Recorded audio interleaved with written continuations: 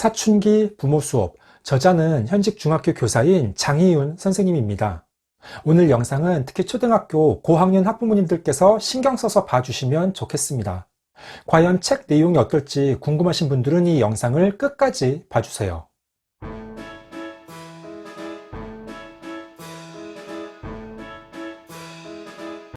안녕하세요. 반갑습니다. 초등교사 해피 이선생입니다.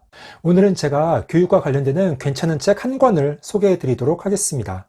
책 제목은 사춘기 부모 수업이고 보랏빛소 출판에서 2019년 1월에 출판되었습니다. 책 가격은 14,500원, 책의 분량은 295쪽입니다. 원래 이 책의 제목은 흔들리는 우리 아이 단단하게 붙잡아주는 사춘기 부모 수업입니다. 책을 쓴 분이 중학교 선생님이고 아무래도 중학교 시기의 사춘기 아이들의 부모님들이 보시면 좋을 만한 책이 되겠습니다. 그런데 요즘에는 초등 고학년, 빠른 경우에는 초등학교 4학년 아이들도 2차 성징이 나타나면서 사춘기가 오는 아이들이 있습니다. 그래서 이 책은 초등학교 고학년 학부모님들도 보시면 분명히 도움이 될 것입니다. 책의 차례를 보면 먼저 프롤로그와 추천의 글, 그리고 총 5장으로 구성되어 있습니다. 1장 상황 파악편, 착했던 내 아이 어디로 갔을까? 2장 행동 코칭편, 눈치 한번 보고 야단 한번 하고. 3장 대화법편, 사춘기 아이의 마음을 여는 한마디.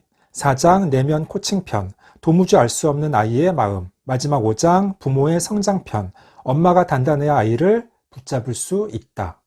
이렇게 총 5장으로 구성되어 있고 1장부터 마지막 5장까지 총 레슨 41가지의 내용들로 이루어져 있습니다. 오늘은 각 장마다 한 가지씩 총 5가지의 이야기를 소개해 드리도록 하겠습니다. 먼저 1장 상황 파악편, 착했던 내 아이 어디로 갔을까에서는 두 번째 레슨 머리로는 도저히 이해할 수 없는 시기 내용을 소개하겠습니다.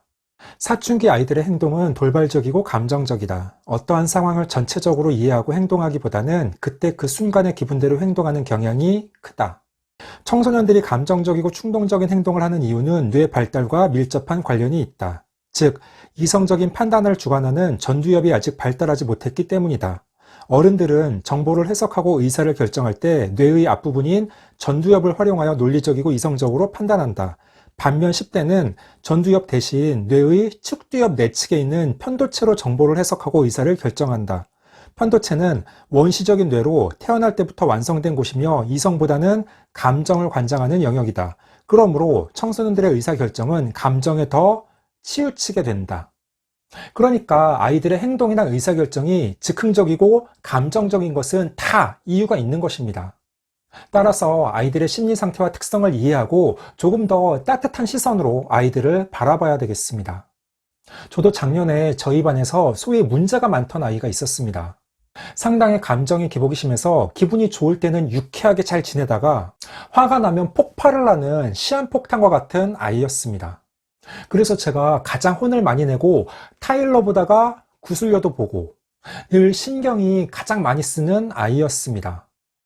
2학기가 끝날 때쯤에 이제 곧 5학년이 되는 아이가 걱정이 돼서 단둘이 이야기를 나눈 적이 있습니다.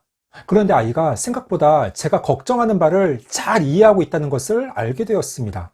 그리고 종업식 날 반 전체 아이들과 함께 롤링페이퍼를 작성했는데 그 아이는 저에게 간단하면서도 쿨하게 선생님 덕분에 즐거웠어요. 이렇게 적었습니다.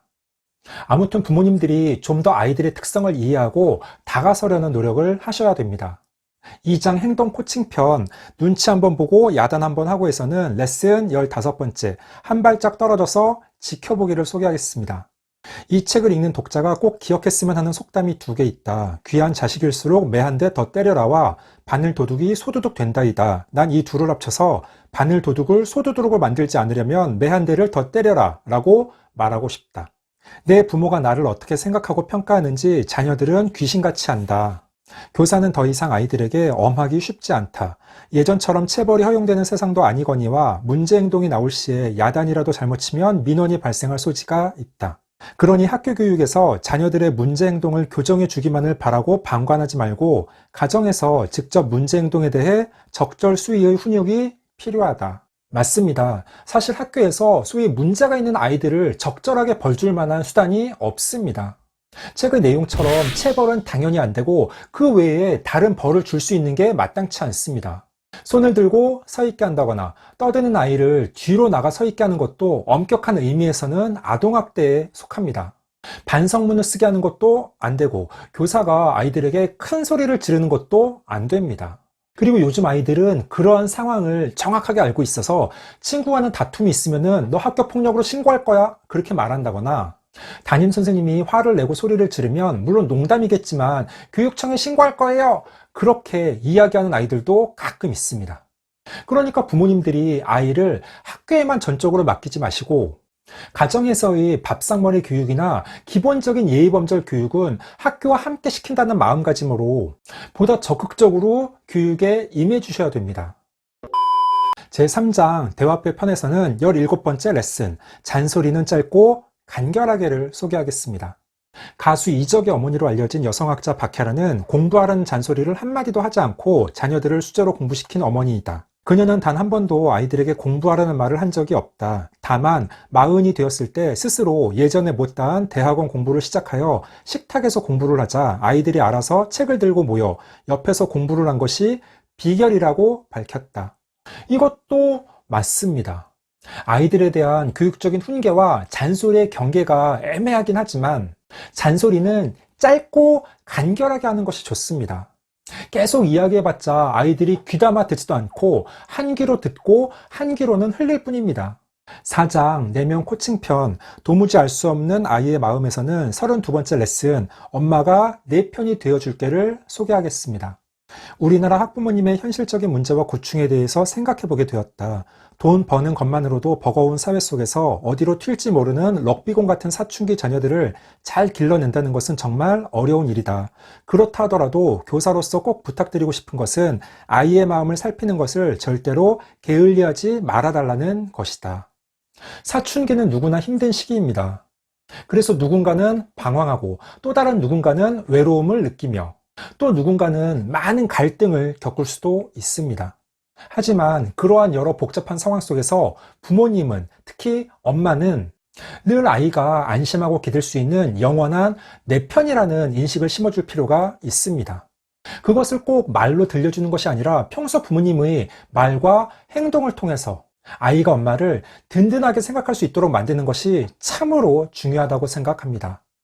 마지막 5장 부모의 성장편에서는 37번째 레슨 엄마와 아이가 함께 성장하는 시간을 소개하겠습니다. 자녀가 사춘기 정도의 나이가 된다면 대부분의 부모님 나이는 40세 안팎이니 꿈꾸기 아주 좋은 나이이다. 40세가 넘은 나이에도 얼마든지 도전이 가능하다. 소설가 박완서 선생님은 40세의 나이에 등단하였고 40세 운동을 시작하여 몸짱 아줌마로 등극하여 전 세계의 운동을 전파하는 운동 전도사가 된 사람도 있다. 40대는 아직 할 수 있는 일이 무수히 많다. 이것도 상당히 의미 있고 중요한 일이라고 생각합니다. 우리 주변에 보면 가끔 아이에게 모든 것을 올인하는 엄마들을 볼 수 있습니다. 아침에 아이를 학교에 등교시키고 같은 반 엄마들과 함께 카페에 가서 브런치를 먹으며 아이를 하교시킨 후에는 학원을 돌립니다. 그리고 집에 오면 저녁을 챙겨주고 문제집과 학습지를 점검합니다. 그렇게 하다가 아이가 사춘기가 와서 엄마를 멀리하게 되고 본인 방에 들어가서 문을 잠그고 나오지 않으면 엄마는 멘붕이 오고 배신감을 느끼면서 우울해지는 겁니다. 그러니까 아이의 사춘기 시기에 아이가 그것을 잘 극복하고 성장할 수 있도록 옆에서 도와주시면서 부모님들도 본인의 성장을 위해서 함께 노력할 필요가 있습니다. 구체적으로 계획을 세워서 독서를 체계적으로 한다거나 공인중개사나 주택관리사 또는 사회복지사와 같은 자격증 취득에 도전하는 것도 좋습니다. 또는 취미생활로 운동이나 새로운 악기를 도전해서 배워보는 것도 좋은 방법입니다.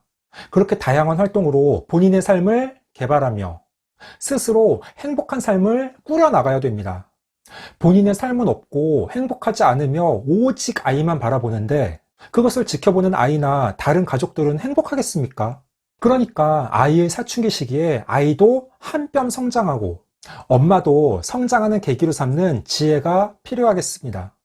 좀 이상적인 이야기이긴 한데 충분히 설득력이 있고 무엇인가를 배우거나 경험해 보면서 자신의 삶을 좀 더 풍요롭게 만드는 것은 중요한 가치가 있다고 생각합니다. 15초 요약! 오늘 소개해드린 책은 현직 중학교 교사인 장희훈 선생님이 쓴 사춘기 부모 수업입니다. 중학교 선생님이 쓴 책이고 사춘기 부모님이 보시면 좋을 만한 책인데 초등학교 고학년 부모님들이 보셔도 좋을 만한 내용들이 많이 포함되어 있습니다. 저자는 사춘기 아이들의 변화 앞에 당황한 부모님들이 흔들리지 않고 단단한 마음을 갖게 되길 소망하며 이 책을 썼다고 이야기합니다. 그 말처럼 이 책이 사춘기 아이들을 조금 더 이해하고 부모님들이 어떻게 지혜롭게 대처하며 아이와 함께 성장할 수 있는지를 진지하게 생각해 볼 수 있는 계기를 만들어주는 책이라고 생각합니다. 앞으로도 독서를 꾸준하게 해서 여러분들에게 소개해 드릴 만한 괜찮은 책이 있으면 지속적으로 소개하는 시간을 갖도록 하겠습니다. 이상 초등교사 해피 이선생이었습니다. 안녕.